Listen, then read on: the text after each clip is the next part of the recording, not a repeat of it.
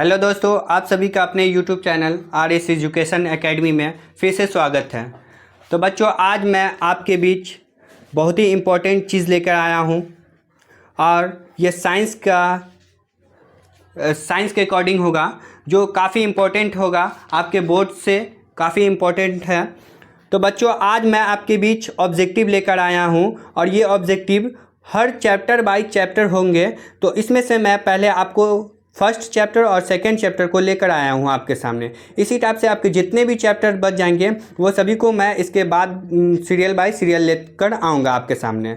तो बच्चों, इसमें से बात ये कहना है कि जितने भी ऑब्जेक्टिव लेसन 1 एंड लेसन 2 में आपसे जो भी क्वेश्चन पूछे जाएंगे, लेसन 1 और 2 में जितने भी लेसन 1 एंड 2 में जितने भी ऑब्जेक्टिव, जितने भी क्या पूछे जाएंगे आपसे, ऑब्जेक्टिव पूछे जाएंगे, जितने भी ऑब्जेक्टिव आपसे पूछे जाएंगे तो वो क्या हो जाएगा, आपको काफ़ी इम्पोर्टेंट होगा। और ये ही इसी नोट से लगभग आपको सब ज़्यादातर इसी नोट से आपको मिलता जाएगा। तो आप देखेंगे कि कौन कौन ऑब्जेक्टिव, कैसा ऑब्जेक्टिव है, आपको कितना इम्पोर्टेंट है, सारा दिख जाएगा इसी नोट्स के अंदर, इसी PDF के अंदर। तो प्यारे बच्चों, इसमें टोटल मैं क्वेश्चन नोट्स किया हूँ, इसको गेस किया हूँ। टोटल क्वेश्चन की संख्या इसमें 39 है। इसके बाद जितने भी होंगे आपको मैं जो दूसरा चैप्टर में लेकर आऊँगा। फर्स्ट और सेकेंड चैप्टर की यहाँ पर बात करता हूँ। तो बच्चों, आज फिर मैं आपका RS एजुकेशन एकेडमी में फिर से स्वागत करता हूं और इसी के साथ वीडियो को स्टार्ट करता हूं।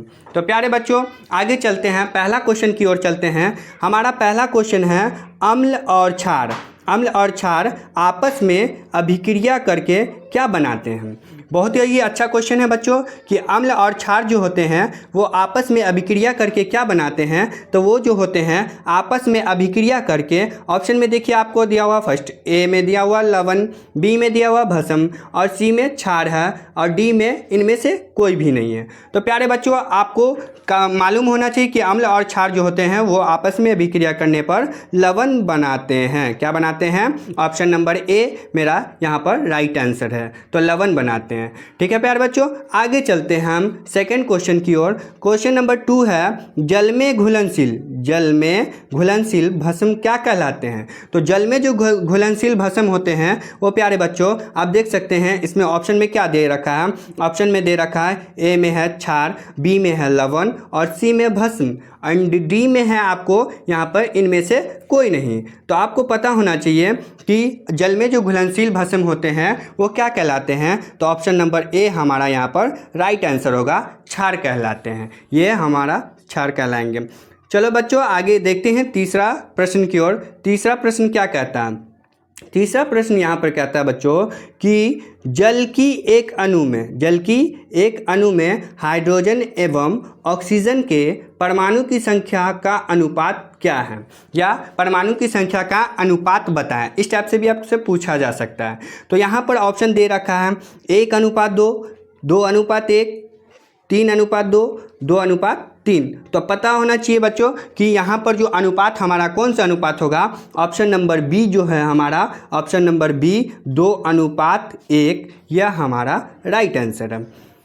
तो प्यारे बच्चों, आगे बढ़ते हैं। क्वेश्चन नंबर 4 है जो काफ़ी ज़्यादा इम्पोर्टेंट है आपके बोर्ड एग्जाम के लिए। तो देखते हैं, प्रश्न नंबर 4 है, साग सब्जियों का। क्वेश्चन क्या है? साग सब्जियों का विघटित होकर कंपोस्ट बनना किस प्रकार की अभिक्रिया है। तो जो साग सब्जी जो होते हैं बच्चों वो विघटित होकर कंपोस्ट जो बनते हैं तो वो कौन सी अभिक्रिया कहलाती है। तो आपको पता होना चाहिए कि वो जो अभिक्रिया कहलाती है वो हमारी कौन होगी। देखिए, इसमें ऑप्शन दिया हुआ ऊष्माशोषी, उदासीन, ऊष्माक्षेपी अभिक्रिया और इनमें से कोई नहीं। तो प्यारे बच्चों, वो जो होते हैं ऑप्शन नंबर C हमारा ऊष्माक्षेपी अभिक्रिया, यह हमारा राइट आंसर है। इसी के साथ मैं आगे बढ़ता हूँ। क्वेश्चन है 5 में क्वेश्चन है, कोई घोल नीले लिटमस पत्र को लाल कर देता है, घोल का pH मान क्या होगा। कोई जो घोल होते हैं वो नीले लिटमस को लाल कर देता है और घोल का pH मान यहाँ पर आपसे पूछा जा रहा है। तो घोल का जो pH मान होगा वो लिटमस को लाल कर देते हैं, तो उसका pH मान यहाँ पर आप देख सकते हैं, 2 दिया हुआ, 1 दिया हुआ, 7 दिया हुआ और 8 दिया हुआ। तो हमारा यहाँ पर राइट आंसर हो जाएगा वो ऑप्शन नंबर A, 2 आंसर हमारा सही है। आगे बढ़ते हैं हम। छठा क्वेश्चन कह रहा है सल्फ्यूरिक अम्ल का रासायनिक सूत्र क्या होता है। तो आपको पता होना चाहिए कि सल्फ्यूरिक अम्ल का रासायनिक सूत्र क्या होता है। ऑप्शन ए में दिया हुआ H2SO4, बी में दिया हुआ NaCl और सी में 2H2O, तो उसके बाद डी में CaCO3। तो प्यारे बच्चों यहाँ पर आप देख सकते हैं CaCO3 कार्बन डाइऑक्साइड मतलब ये संगमरमर का रासायनिक सूत्र होता है, NaCl नमक का सूत्र होता है और 2H2 किसी के 2 गो सल्फर डाइऑक्साइड ये किसी का सूत्र नहीं। तो प्यारे बच्चों आप इसमें से जो आंसर होगा वो राइट आंसर होगा आपको ऑप्शन नंबर ए H2SO4, ये हमारा option number A right answer हो जाएगा सल्फ्यूरिक अम्ल का रासायनिक सूत्र। अब 7वां प्रश्न में चलते हैं बच्चों कि जब लिटमस विलयन ना हो तो अम्लीय होता है और ना ही क्षारीय, तब इस विलयन का रंग कैसा होता है। जब लिटमस विलयन ना हो तो अम्लीय होता है और ना ही क्षारीय, तब इस विलयन का रंग कैसा होता है। तो इसमें ऑप्शन दे रखा है, ए में दिए हुआ लाल, बी में सफ़ेद और सी में हरा और डी में क्या दिया हुआ बैगनी। तो इसमें से हमारा जो आंसर हो जाएगा वो ऑप्शन नंबर डी हमारा जो होगा वो राइट आंसर हो जाएगा। राइट आंसर क्योंकि इसका रंग कैसा होता है बैगनी होता है। ठीक है, आगे बढ़ते प्यारे बच्चों कि धोबिया सोडा का रासायनिक सूत्र क्या होता है। बहुत ही इंपॉर्टेंट क्वेश्चन है, धोबिया सोडा का रासायनिक सूत्र क्या होता है। प्यारे बच्चों आप धोबिया सोडा का परिभाषा पढ़े होंगे, उसमें भी मैं बताया था कि धोबिया सोडा का रासायनिक सूत्र क्या होता है। तो यहाँ फटाफट जल्दी जल्दी देखें कि Na2CO3 पहला ऑप्शन है, दूसरा ऑप्शन CuSO4 है, तीसरा ऑप्शन है H2SO4 और चौथा ऑप्शन इनमें से कोई नहीं है। तो प्यारे बच्चे आपको हरगिज़ मालूम होगा, एकदम पता होगा एकदम अच्छे से कि धोबिया सोडा का रासायनिक सूत्र क्या होता है। तो इसका जो हमारा राइट आंसर होगा वो ऑप्शन नंबर ए हो जाएगा। Na2CO3 जो होता है वो धोबिया सोडा का रासायनिक सूत्र होता है। आगे बढ़ते हैं हम लोग प्रश्न संख्या 8 पर चलते हैं कि ग्लूकोज का रासायनिक सूत्र क्या होता है। ग्लूकोज का रासायनिक सूत्र क्या होता है। तो ग्लूकोज जो होते हैं बच्चों उसका रासायनिक सूत्र आपको याद रखना पड़ेगा। इसी टाइप से आपको चीनी का पूछ देगा, संगमरमर का पूछ देगा, खड़िया का पूछ देगा, बहुत सारे क्वेश्चन होते हैं। ठीक है, तो आपको सूत्र प्रश्न से भी एक क्वेश्चन रहते हैं।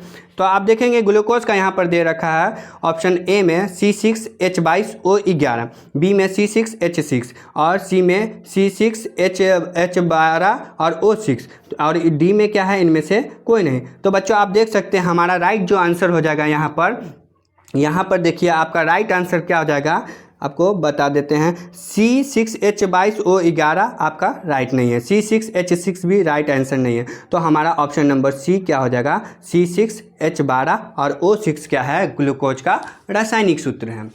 आगे बढ़ते हैं इसी के साथ। प्रश्न नंबर 10 कहता है कि चींटी के डंक में कौन सा अम्ल पाया जाता है। जो चींटी होता है उसके डंक मारने से कौन सा अम्ल छोड़ जाता है या कौन सा अम्ल पाया जाता है। तो आपको पता होना चाहिए ऑप्शन ए में देखिए सिट्रिक अम्ल दिया हो, बी में एसिटिक अम्ल और सी में ऑक्जेलिक अम्ल एंड लास्ट जो है मेथोनाइक अम्ल। क्या है मेथोनाइक अम्ल। तो हमारा ऑप्शन नंबर डी क्या हो जाएगा मेथोनाइक अम्ल इज राइट आंसर। ठीक है, आगे चलते हैं 11 क्वेश्चन की ओर। श्वसन किस प्रकार का 11वां में कहता है श्वसन किस प्रकार की रासायनिक अभिक्रिया है। हम जो श्वसन करते हैं वो किस प्रकार की रासायनिक अभिक्रिया है। तो आपको यहाँ दिया हुआ ऑप्शन ए में ऊष्माशोषी, बी में विस्थापन और सी में ऊष्माक्षेपी और डी में क्या हुआ इनमें से कोई नहीं है। तो प्यारे बच्चों ये कैसी अभिक्रिया है आपको पता होना चाहिए कि यह जो अभिक्रिया है ऊष्माक्षेपी अभिक्रिया है, मतलब ऑप्शन नंबर सी सही आंसर है। 12वां क्वेश्चन को देखेंगे। 12वां क्वेश्चन कहता है निम्न में कौन ऑक्सीकरण की क्रिया नहीं है। इनमें से मतलब कौन सी क्रिया जो है ऑक्सीकरण की क्रिया नहीं है। तो ए में दहन दिया हुआ, बी में आपको दिया हुआ श्वसन और सी में जो दिया हुआ भोजन का पचना और डी में अवक्षेपण। तो प्यारे बच्चों इसका राइट जो आंसर होगा आपको क्या हो जाएगा, इसका right answer option number D हमारा क्या सही हो जाएगा अवक्षेपण अभिक्रिया।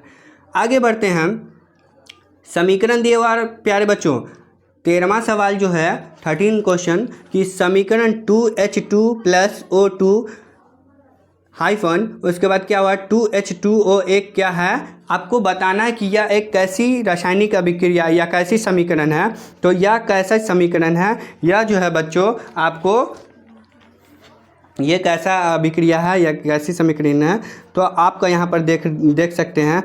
ऑप्शन नंबर ए में दिए हुआ संयोजन अभिक्रिया, बी में वियोजन अभिक्रिया, 3 में दिया हुआ सी में अवक्षेपण अभिक्रिया और डी में उदासीनीकरण अभिक्रिया। तो आपका यहाँ पर राइट आंसर बन जाएगा ए, संयोजन अभिक्रिया जो है ये राइट आंसर है। आगे चलते हैं क्वेश्चन नंबर 14।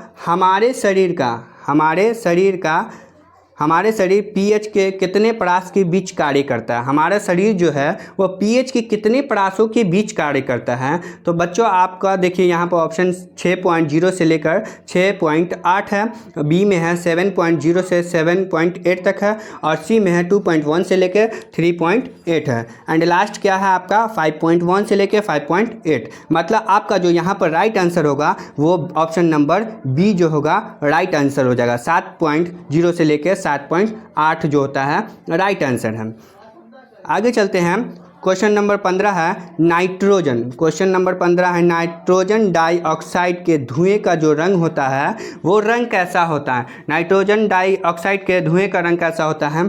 तो प्यारे बच्चों यहाँ पर जो हो जाएगा ऑप्शन भूरा दिया हुआ, लाल दिया हुआ, हरा और पीला। तो यहाँ पर ऑप्शन नंबर ए भूरा हमारा क्या हो जाएगा राइट आंसर हो जाएगा। ठीक है बच्चों, तो आगे चलते हैं। हमारा 16वां क्वेश्चन है कि रासायनिक अभिक्रिया के दौरान, किसके दौरान, रासायनिक अभिक्रिया के दौरान किसी पदार्थ में ऑक्सीजन का योग कहलाता है। तो जब रासायनिक अभिक्रिया होती है तो उसके दौरान ऑक्सीजन का योग कहलाता है। तो ऑक्सीजन का जो योग कहलाएगा वो क्या कहलाएगा, वो आपका राइट आंसर यहाँ पर उपचयन होगा और ह्रास कहलाता तब हो जाता आपका अपचयन होता है। ठीक है बच्चों, आगे बढ़ते हैं इसके साथ।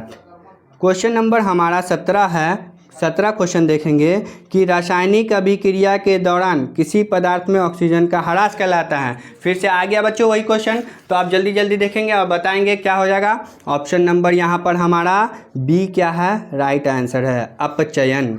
ठीक है बच्चों, आगे चलते हैं। क्वेश्चन है हमारा 18वां जो है कि उपचयन, 18वां है उपचयन वह क्रिया है जिसमें, अब देखिए उपचयन कौन सी क्रिया है जिसमें, मतलब ऑप्शन दिया हुआ ऑक्सीजन, दूसरा हाइड्रोजन का वियोग, तीसरा इलेक्ट्रॉन का त्याग और चौथा है इनमें से सभी। तो आपको पता होना चाहिए कि ऑप्शन यहाँ पर हमारा राइट आंसर कौन हो जाएगा, ऑप्शन नंबर बी हाइड्रोजन का वियोग। ठीक है, आगे चलते हैं 19वां क्वेश्चन में कि प्रकृति में, किसमें, प्राकृतिक में ऑक्सीजन का संतुलन कैसे बना रहता है। प्राकृतिक में जो होते हैं ऑक्सीजन का संतुलन कैसे बना रहता है। तो यहाँ पर फर्स्ट दिया हुआ संयोजन अभिक्रिया, सेकंड दिया हुआ प्रकाश संश्लेषण और थर्ड दिया हुआ अपघटन और लास्ट क्या है सभी। तो आपको कैसी अभिक्रिया है या किसके द्वारा होता है ऑक्सीजन बना रहता है प्रकृति में, तो ये होता है बी, मतलब प्रकाश संश्लेषण के द्वारा ऑक्सीजन बना रहता है प्रकृति में। आगे चलते हैं हम लोग क्वेश्चन नंबर 20 जो है हम लोगों का, सिल्वर आयोडेट का रंग कैसा होता है। सिल्वर आयोडेट का रंग कैसा होता है, ठीक ना बच्चों। तो यहाँ पर आपको बहुत सारे ऑप्शन दिए हैं। पहला है आपको सफ़ेद, श्वेत मतलब सफ़ेद होता है, ठीक है, और बी में है पीला और सी में लाल और डी में क्या है हरा। तो हमारा यहाँ पर जो आंसर हो जाएगा, आंसर श्वेत जो है option number A right answer है। ठीक है बच्चों, आगे चलते हैं हम कि बूझा हुआ चूना, यहाँ पर देखिए आप कि बूझा हुआ चूना का रासायनिक सूत्र पूछ रहा है आपसे। तो बूझा हुआ जो चूना है उसका रासायनिक सूत्र आपको मालूम होना चाहिए।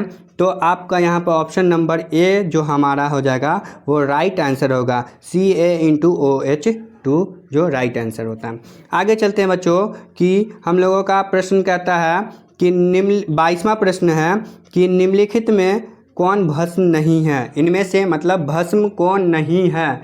तो देखिए CaO ये हमारा भस्म नहीं है, NaOH ये भी हमारा भस्म नहीं है, Na2CO3 ये भी हमारा भस्म नहीं है। तो सर जी भस्म कौन है, तो ऑप्शन नंबर बी NaCl जो होते हैं वो हमारा क्या होते हैं, भस्म होते हैं।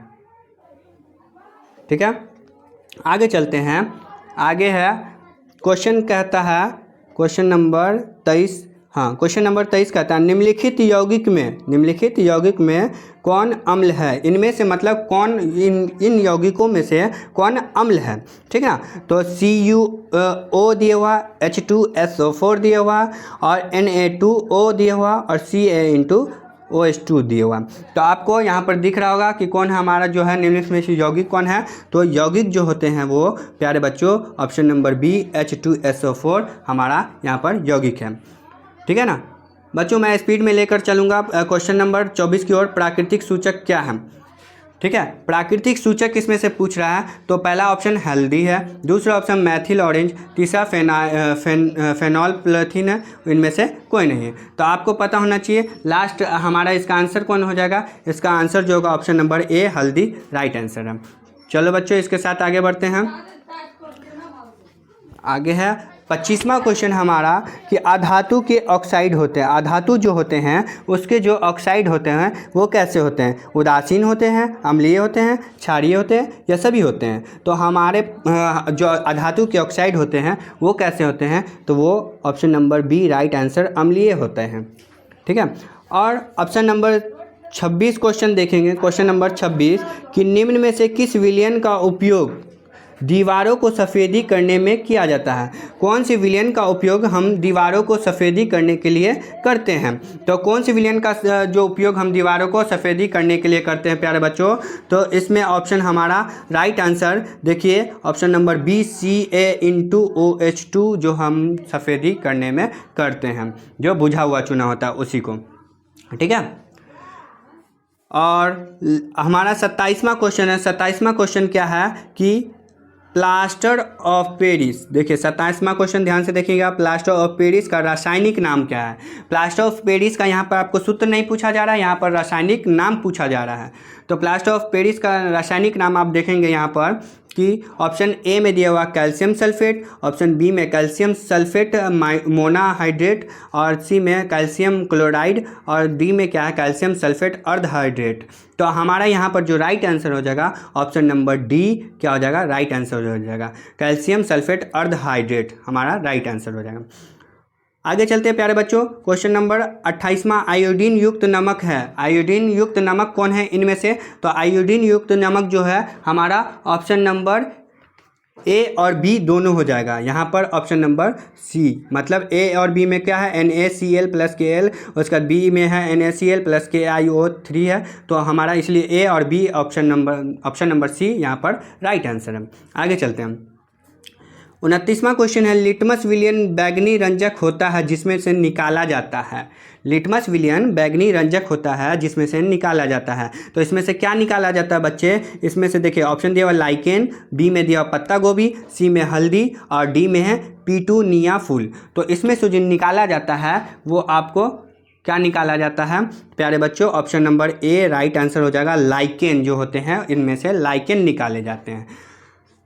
अब हम 30वां क्वेश्चन की तरफ चलते हैं जो अब खत्म होने के कगार पे बच्चों। कुछ ही क्वेश्चन रह गए हैं, बहुत ही इंपॉर्टेंट क्वेश्चन है। आप इसको बार बार अध्ययन करेंगे, खूब अच्छे से याद करेंगे। इनसे बाहर कोई भी क्वेश्चन आपको बोर्ड एग्जाम में नहीं रहेगा इन चैप्टर में से। ठीक है, तो 30वां क्वेश्चन जो है हमारा निम्न में से कौन संक्षारक अम्ल है? इनमें से मतलब कि संक्षारक अम्ल कौन है? तो आपको बताना है कि संक्षारक अम्ल जो है वो कौन है। ऑप्शन नंबर ए में मेथेनाइक अम्ल है, दूसरा में है कि सल्फ्यूरिक अम्ल और तीसरा में एथेनोइक अम्ल है। तो आपको यहाँ पर ऑप्शन नंबर बी क्या हो जाएगा? राइट आंसर हो जाएगा। सल्फ्यूरिक अम्ल जो होते हैं H2SO4 इसका सूत्र होता है H2SO4 इसका सूत्र होता है जो आपको संक्षारक अम्ल में रहते हैं। कौन संक्षारक अम्ल में रहते हैं? तो सल्फ्यूरिक अम्ल संक्षारक अम्ल में रहते हैं। ठीक है, आगे चलते हैं हम लोग कि क्वेश्चन है बैटरी का अम्ल है। बैटरी में मतलब अम्ल कौन है या बैटरी का अम्ल कौन है? तो यहाँ पर देखेंगे ऑप्शन ए में सांद्र HCl, सांद्र HNO3 और सांद्र H2SO4 और डी में इनमें से कोई नहीं। तो आपका आंसर जो हो जाएगा यहाँ पर प्यारे बच्चों वो आंसर राइट आंसर सी हो जाएगा, सांद्र H2SO4 हो जाएगा। ठीक है। आगे चलते हैं, 32वां क्वेश्चन है हम लोगों का। 32 क्वेश्चन है कि लॉन्ग तेल किस प्रकार का सूचक है। तो लॉन्ग तेल जो होते हैं वो किस प्रकार का सूचक है। तो यहाँ पर ऑप्शन दिख रहा है आपको, ए में प्राकृतिक, बी में संश्लेषित, और सी में गंधीय, और डी में क्या है, इनमें से कोई नहीं या इनमें से सभी। ठीक है, तो आप क्या बोलेंगे, इनमें से जो है ये कैसा सूचक है। तो ये जो सूचक है ऑप्शन नंबर सी, मतलब कि गंधीय सूचक होते हैं ये। ठीक है, आगे चलते हैं हम, बहुत ही इम्पोर्टेंट क्वेश्चन है कि टूथपेस्ट जो होते हैं वो कैसा होता है। टूथपेस्ट कैसा होता है बच्चों, ये कई दफ़ा क्वेश्चन पूछा गया है बोर्ड एग्जाम में, और पूछा जाता ही क्वेश्चन है। ठीक है, तो यहाँ पर आपको दे रखा है ऑप्शन नंबर ए में अम्लीय, बी में क्षारीय, और सी में उदासीन, और डी में इनमें से सभी। तो आप क्या बोलेंगे, टूथपेस्ट जो होते हैं वो कैसे होते हैं। तो ये जो होते हैं ऑप्शन नंबर बी क्षारीय राइट आंसर होगा। ठीक है, अब हम पढ़ेंगे 34 क्वेश्चन कि मिल्क ऑफ मैग्नीशियम का पीएच मान होता है। मिल्क ऑफ मैग्नीशियम का पीएच मान होता है। तो इसका पीएच मान जो होता है आप देखेंगे यहाँ पर ऑप्शन नंबर ए में 4 है, बी में 3, और सी में 7, और डी में 10.5 है। तो यहाँ पर जो हमारा राइट आंसर होगा डी जो है 10.5, ये हमारा राइट आंसर हो जाएगा। आगे चलते हैं, क्वेश्चन है 35 कि खड़िया का रासायनिक सूत्र क्या है। संगमरमर का फिर या चूना पत्थर का रासायनिक सूत्र क्या है। खड़िया, संगमरमर और चूना पत्थर, इन सभी का रासायनिक सूत्र क्या होते हैं। देखिए बच्चों, यहाँ पर 3 चीज़ का नाम दिया गया, खड़िया हो गया, संगमरमर और चूना पत्थर, इन तीनों का रासायनिक सूत्र पूछ रहा है। तो हम क्या बोलेंगे, इसका जो आंसर हो जाएगा CaCO3 जो होते हैं option number C right answer हो जाएगा। 36 क्वेश्चन कहता है कि नीला थोता का रासायनिक सूत्र पूछ रहा है। नीला थोता का रासायनिक सूत्र क्या होता है, तो आपको बताना है नीला थोता का रासायनिक सूत्र। ऑप्शन नंबर ए में दिख रहा है बच्चों CuSO4.7H2O, बी में CuSO4.5H2O, सी में CuSO4.4H2O, और इनमें से कोई नहीं, डी में ठीक ना। तो आप क्या बताएंगे, यहाँ पर आंसर जो हो जाएगा राइट आंसर बी होगा, CuSO4.5H2O। आगे चलते हैं, क्वेश्चन हमारा लास्ट के अंतिम पे हम लोग चले आए हैं। 37वां क्वेश्चन है कि चीनी का रासायनिक सूत्र क्या होता है। ये भी क्वेश्चन बहुत ही इंपॉर्टेंट क्वेश्चन है बच्चों। पहले ही हम आपको बोल दिए हैं कि ये सारे क्वेश्चन बहुत ही ज़्यादा इंपॉर्टेंट है, मोस्ट VVI इंपॉर्टेंट क्वेश्चन है, मोस्ट VVI एकदम बोर्ड में, ठीक ना। तो चीनी का रासायनिक सूत्र पूछा जा रहा है आपसे, ऑप्शन देख सकते हैं CH3.COOH, और बी में C6H12O6, सी में C12H22O11, और डी में CH3CHO है। तो आपको पता होना चाहिए कि यहाँ पर हमारा ऑप्शन कौन हो जाएगा सही। चीनी का रासायनिक सूत्र आप कमेंट में भी लिख सकते हैं, बता भी सकते हैं। तो चीनी का यहाँ पर जो रासायनिक सूत्र होगा वो हमारा होगा C12H22O11। कहाँ पे है, ऑप्शन नंबर सी, C12H22O11 जो होता है चीनी का सूत्र होता है। आगे पढ़ेंगे 38वां क्वेश्चन, निम्न में कौन विजातीय यौगिक है। विजातीय यौगिक कौन है। जो विजातीय यौगिक है तो पहला हमारा ऑप्शन दिया हुआ चूना पत्थर, बी में खड़िया, और सी में संगमरमर, और डी में प्लास्टर ऑफ पेरिस। तो यहाँ पर हमारा जो राइट आंसर हो जाएगा डी, ऑप्शन नंबर डी जो है वो राइट आंसर हो जाएगा, ऑप्शन नंबर डी। देखिए प्लास्टर ऑफ पेरिस जो होते हैं वो राइट आंसर हो जाएंगे, ठीक है। अब लास्ट क्वेश्चन है बच्चों, लास्ट क्वेश्चन है आपका कि सोडा एस का रासायनिक सूत्र क्या होता है। सोडा एस का रासायनिक सूत्र क्या होता है। ऑप्शन दिया हुआ CaCO3, बी में दिया हुआ Na2CO3, और सी में Ca*HCO3 तो और डी में दिया हुआ NaHCO3। तो आपको ये जो लास्ट क्वेश्चन का आंसर है सोडा एस का रासायनिक सूत्र वो क्या होता है, वो जो होता है Na2CO3, मतलब बी जो है आपका राइट आंसर है। तो प्यारे बच्चों आज मैं इतना ही क्वेश्चन को आपको सॉल्व किया हूँ, इतना ही क्वेश्चन को आगे इसके ये क्वेश्चन जितने भी क्वेश्चन हैं प्यारे बच्चों, ये क्वेश्चन लेसन 1 और लेसन 2 से रिलेटेड है। ये सारे वीवीआई आपसे, इनसे बाहर कोई भी नहीं पूछा जाएगा। लगभग यही सब क्वेश्चन रहते हैं बोर्ड एग्जाम में बच्चों, आप देख सकते हैं, कहीं भी पता कर सकते हैं, ठीक है, अकॉर्डिंग टू मतलब बोर्ड एग्ज़ाम। तो लेसन 1 और लेसन 2 का यहाँ पर हम बात कर रहे हैं। लेसन 2 और लेसन 1 में इन सारे क्वेश्चन को आपको बता दिया गया, सारे ऑब्जेक्टिव बहुत ही इंपॉर्टेंट हैं। तो प्यारे बच्चों, इसी के साथ मैं वीडियो को एंड करता हूँ और लास्ट में इसके बाद मैं जितने भी वीडियो होंगे सबको आपको सीरियल बाय सीरियल लेकर आऊँगा। तो जय हिंद बच्चों, नेक्स्ट क्लास में मिलते हैं आपसे।